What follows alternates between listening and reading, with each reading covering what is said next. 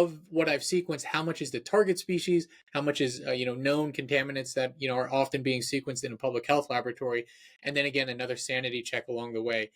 Those two use cases alone are immensely helpful because it's difficult to do that with just using the entirety of RefSeq alone.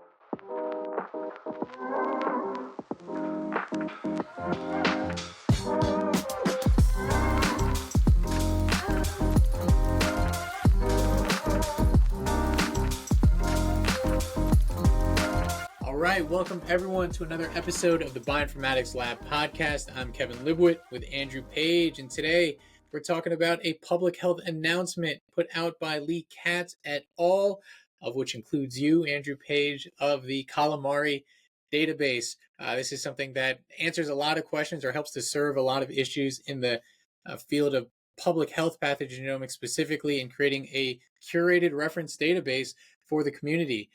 Andrew, you want to speak a little bit about it, your involvement in it, and where you, Lee, and others kind of came together to create this type of a resource? Yeah, I guess this goes back to my days in the Sanger Institute. So, we're talking 2017, 2018, so a long while ago. And Lee was working on this Kraken database to actually make one that's really useful for public health. Because at the moment, a software engineer like me would go, oh yeah, let's get every possible genome we can and put it into a Kraken database and put it into a database for typing. Or, let's try and have as many species as possible and have a representative data set. But without actually doing the validation or anything like that, it's like bigger is better. But actually, that's not right and that's not true.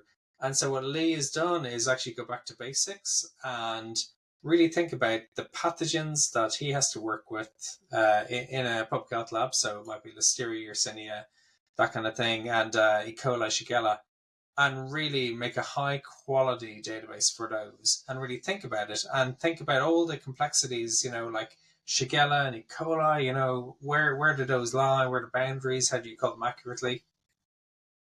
Yeah, absolutely. I agree with that completely. And it takes a really manual effort too to create a high quality database for these kinds of reference genomes. And yeah, this is different than what we're seeing, with just simply RefSeq. I think a lot of this is sourced from RefSeq or something like this, but then added a layer of, subject matter expertise eyes to see, hey, is this relevant not only to just general bacteria and the quality of the genomes being included, but genomes that are specific or highly relevant rather to public health pathogen genomics, being able to look at things like common contaminants, I thought was a really interesting inclusion. And then also the sort of taxonomic oddities of bacteria.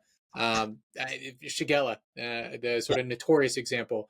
I think they had to make some decisions there in creating this database. And as you guys were putting this resource together, there's a million use cases that come to mind on my end, and from just like a QC and all the rest. But what do you see as the most important use cases and applications that are relevant to the folks listening to this? I guess this is developed by public health for public health, and it's around accuracy and quality and curation. So you need to be able to trust some kind of ground truth. And in this case, people have spent considerable time actually just checking to see, what goes in where and, which genome goes in where, and are they high quality or are they low quality drafts, that kind of thing. So it's higher quality data as an input. And it's because you make different decisions, public health decisions, based on what you find. So, if there's a generic E. coli, that's, doesn't cause any problems to most people versus Shigella, which looks very, very similar, but actually Shigella, is obviously with the Shiga toxin, that has, much more profound implications for someone's health. You don't want to mix those two up. And it goes the same with, say, Yersinia pestis, which is the plague, versus, Yersinia pseudotuberculosis, which you can actually kind of accidentally call one or the other because they're quite similar. And you don't want to mess these up. And you can see it happening over time. Do you remember the whole New York subway scandal? Was it anthrax on the subway? Yeah, where they swabbed just like all different environmental samples across the subway, and then there was all these headlines of like anthrax proliferating New York City subway system. That was like really early days of metagenomics. I think maybe ONT even, and they were just typing everything as quickly as they could. Yeah, and well, actually, they found was a Bacillus cereus rather than Bacillus anthracis, and they're very very similar. But one actually has the whatever the toxins, and the others, or is it toxins or spores? Sorry, I'm not a biologist, but one is bad, and then the other, the chromosomes are very similar, and obviously one is a huge public health and terrorism concern, and then the other is just like, yeah, whatever. Yeah, exactly. Like that small amount of difference makes all of the difference when you're doing these taxonomic classifications. And it's an amazing effort too. So I got to commend Lee Katz, the whole group, Heather Carlton's input, yourself, and the other collaborators on there for not only putting this kind of a resource together, there's also something to say about putting it out in a publication, because I've known about Calamari forever. Maybe, going on 5 years or so of just being able to use this because of the utility. It's really nice to see that this was pushed over the line, and even just as a public health announcement for people's awareness because of its utility. For example, when we're working with laboratories, they're often just interested in understanding, have I sequenced what I thought I sequenced? Full stop. And so you can use this as a database to query against, okay, the data I generated, I know it's a certain species, I know it's a certain taxon. Let me just query it against this Calamari database. And Lee has organized it in a way where I can create a database for ANI, and I could just look at average nucleotide identity against this curated reference to say, okay, if I'm sequencing Salmonella, it should be have an ANI match within a certain degree or threshold for that confidence. That's one application. The other is also the contaminant checks. Again, the way that Lee made this available on GitHub, he shows how you can create a Kraken database off of these references, organize it, and then quickly query it. So that when, again, you're a laboratory who's generating data, you then now query against the Calamari database in a Kraken iteration or format, and then you're seeing, hey, of what I've sequenced, how much is the target species, how much is known contaminants that are often being sequenced in a public health laboratory, and then again another sanity check along the way. Those two use cases alone are immensely helpful because it's difficult to do that with just using the entirety of RefSeq alone to gain that confidence that laboratories need to make their decisions. Yeah, and when you start to say throwing 200,000 or 300,000 say salmonella into a database, that is obviously going to cause problems simply by there's so much data there and so much you get so much extra noise coming in versus having just a small number of very high quality, like complete genomes, say representing salmonella, and informatically you're less likely to have that kind of informatics noise, algorithmic noise and artifacts. And so I guess, but in his case, in Lee's case, everything was taken from very trusted sources. So like NCTC, which is like the ATCC in the US, and FDA, and from long reads as well. So these are like very high quality, well characterized specimens, not just your random stuff that a university PhD student has sequenced and thrown up. That's a great point, and I think it's worth highlighting too the group that put this together.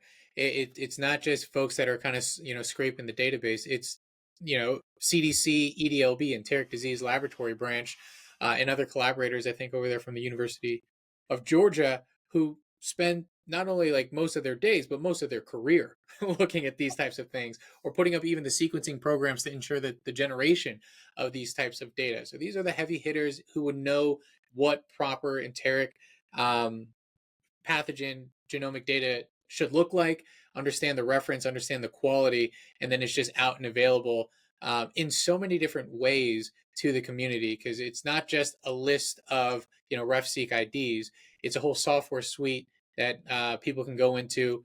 There's instructions on how to download it, and then from there you can make the quick jump to how do we integrate it into our public health workflows. For example, that's what we do. In TheaProc, we have that option to look at ANI against the Calamari database so that laboratories can get another vote of confidence of this is what I've sequenced and it's at the quality I need it to be at to trust any sort of downstream analysis. Yeah, and you can see it in cases like I have a case I built a database for Gambit, and I'll freely admit it's not perfect, but it has a huge number of genomes, hundreds of thousands of genomes in there. And the kind of edge cases are, say, certain types of Shigella can be called E. coli and vice versa. And that's because in NCBI, people have submitted genomes incorrectly. And by going for, maximum genomes and maximum density, you run into that risk where it's the kind of fuzzy things at the edges where people have in a lab, it can be obviously difficult to distinguish about those, very gray area species. Yeah. And typing, and people have just put the wrong stuff in, and then if enough people make that mistake, then that's kind of reinforcing it.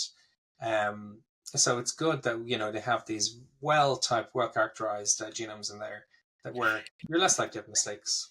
Yeah, absolutely. And we're talking really just at the genus species level, at least thus far. But another layer they added to this is mobile genetic elements and using that mob suite there to identify plasmids and associate it with the, I forget how they describe it, like taxon of lowest Yeah. common denominator or whatever it is, to show like, if you've got a plasmid, identifying, what sort of taxon groups it's associated with, or at least been observed with as well. So you can see with that kind of a curation decision, again, how that aims to public health pathogen genomics, specifically where that matters in outbreak investigations or in general surveillance of understanding the plasmids and how it's clustered when you're mapping against a reference like this. So you're seeing the applications not only in QC, but also in understanding the relevance of the mobile genetic elements that are being identified in your data sets there.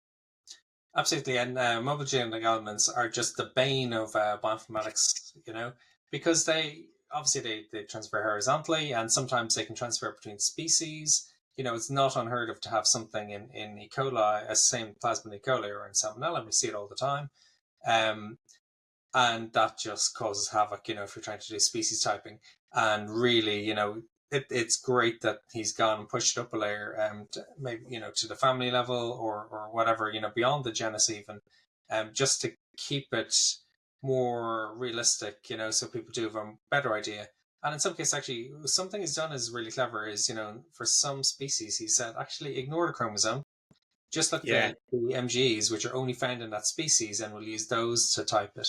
And that's quite a clever way to do, to avoid these kind of pitfalls that a lot of people fall into. absolutely. So this is such a great resource put out by the CDC, Lee Katz, Heather Carlton's group, and everyone else in between.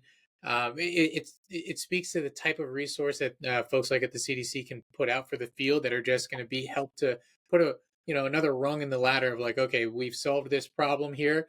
We've got the curated experts. Here's a reference database. Let's move on from this. So hats off to Lee, yourself, and your involvement in it, and others for making this available. So we'll make sure people the paper link itself, but also we'll include the GitHub repo where it shows all the instructions how to access these things, how to download. As we mentioned, there's also instructions on how to query it appropriately using the Mash or ANI or Kraken and all the rest for people's active utility there. So well done, Lee. Andrew, is there anything else you want to say about this before we end today's episode?